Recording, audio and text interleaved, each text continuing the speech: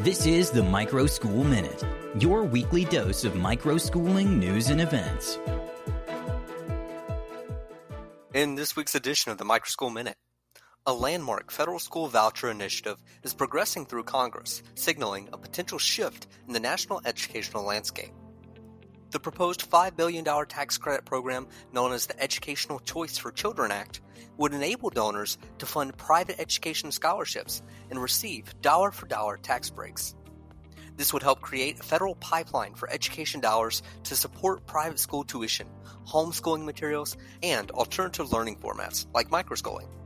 For the first time, such a program could impact all 50 states, including those historically opposed to school choice. While conservatives hail the move as a win for educational freedom, critics warn of its implications for public education funding, equity, and regulatory overreach.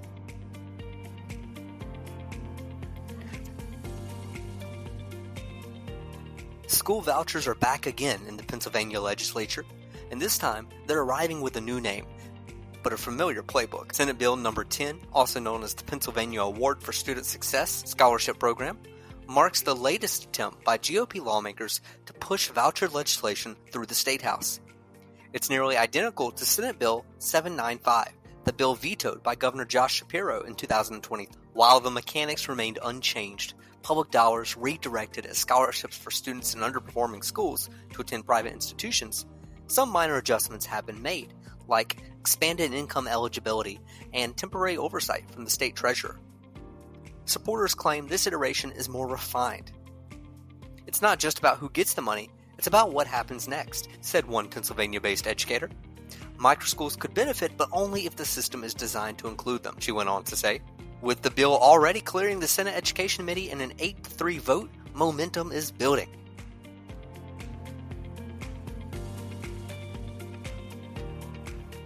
Tennessee's newly launched Education Freedom Scholarship Program is already reshaping the state's education system. Within hours of opening, the voucher initiative received over 33,000 applications for just 20,000 available scholarships. The program, which grants families over $7,000 annually per student, marks the state's first foray into a universal school voucher system. After years of limited pilot programs in select counties, lawmakers narrowly passed legislation this year to expand access to every K-12 student statewide, with priority to low-income families, students with disabilities, and those already enrolled in private schools. The strong early response signals one thing clearly, that Tennessee families are eager for more educational options. With traditional public schools no longer the sole path, parents are actively seeking models that better meet their children's individual needs. This surge in demand is more than a policy moment, but it's a cultural shift across the state. Meanwhile, a major lawsuit filed by Memphis Shelby County Schools, Tennessee's largest school district, against Power School is sending ripples across the educational landscape.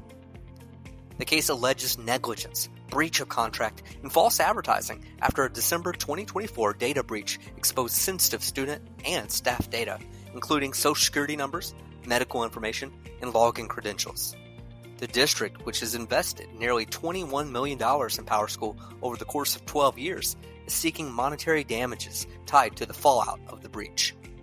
With over 100 school districts represented in similar lawsuits, this litigation highlights the deep trust issues and growing concerns over how edtech companies safeguard student data.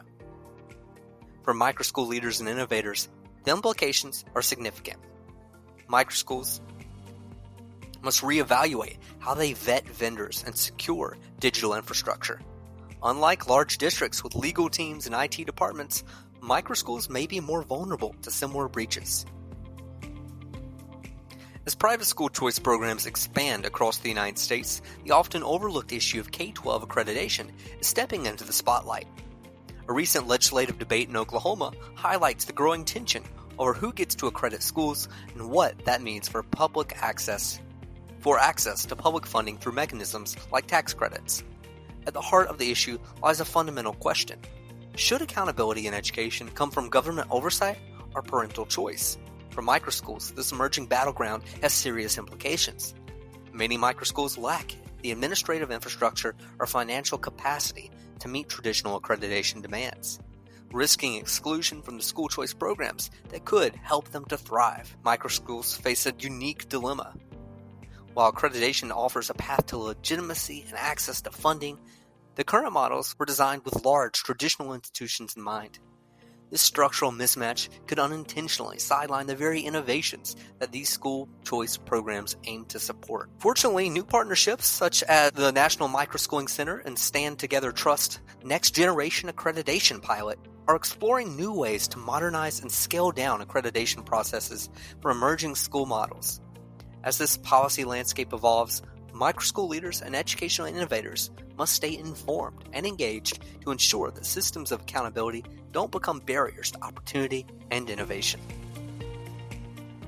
Wyoming's bold expansion of school choice, including a universal voucher program and the lifting of charter school caps, has made headlines.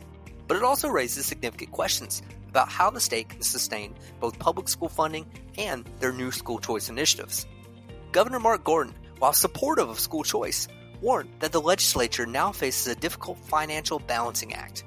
This comes on the heels of a state court ruling that Wyoming has been underfunding public education, potentially forcing lawmakers to reallocate sources or increase overall spending.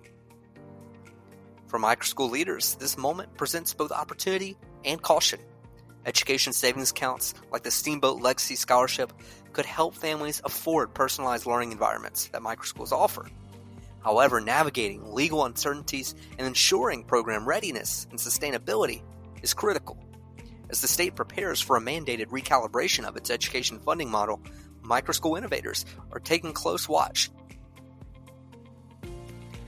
NASA is making a bold commitment to the next generation of STEM professionals by awarding up to $870,000 annually to 52 institutions through its Space Grant College and Fellowship Program. Designed to strengthen the United States aerospace workforce, the initiative spans all 50 states, Washington, D.C., and Puerto Rico. These funds will foster science, technology, engineering, and mathematics education through workforce development, mentoring, and research opportunities, geared toward producing talent that's ready to support NASA's evolving mission. For microschools innovating in STEM education, this story is a compelling signal. It reinforces the growing demand for dynamic, personalized learning experiences that nurture STEM talent early on. Microschool leaders have a unique opportunity to align their offerings with national priorities, expanding access to aerospace-related learning, forging partnerships with local institutions benefiting from the space grant, and designing hands-on projects that help prepare learners for real-world challenges in the growing space economy. Federal education dollars, namely Title I and IDEA, are more flexible than many assume. While designed with traditional public schools in mind, these funding streams already contain provisions that allow state and local leaders to direct resources toward innovative learning models, including microschools. This matters now more than ever.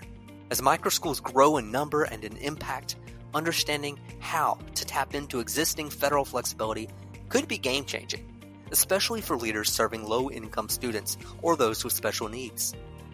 With the federal government signaling a shift toward consolidation and simplification, the door may open ever wider for non-traditional uses of funding. Sutherland Institute says that few states take advantage of the existing flexibility in Title I law, with Ohio being the exception, using direct student services to offer tutoring, advanced coursework, and even career prep.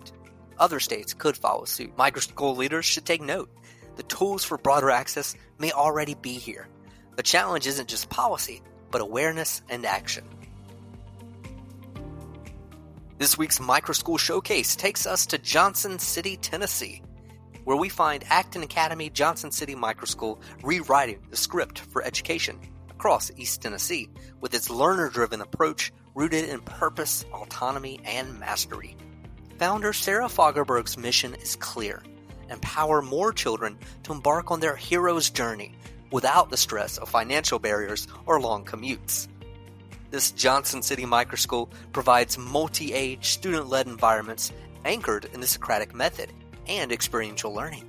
The Microschool's growth hinges on Category 3 accreditation, a rigorous process that they've nearly completed thanks to their affiliation with the Acton Network. With strategic planning and community momentum, Acton Academy in Johnson City is poised to be a model for what's possible in personalized, values-driven education, even in the most rural of areas. If you know of a microschool or an organization that deserves a shout-out, drop a line and let us know below. Thank you for tuning in to the Microschool Minute, your weekly review of microschooling news and events. Don't forget to like and subscribe, and if you'd like to support us, consider leaving a review. Until next week, happy microschooling.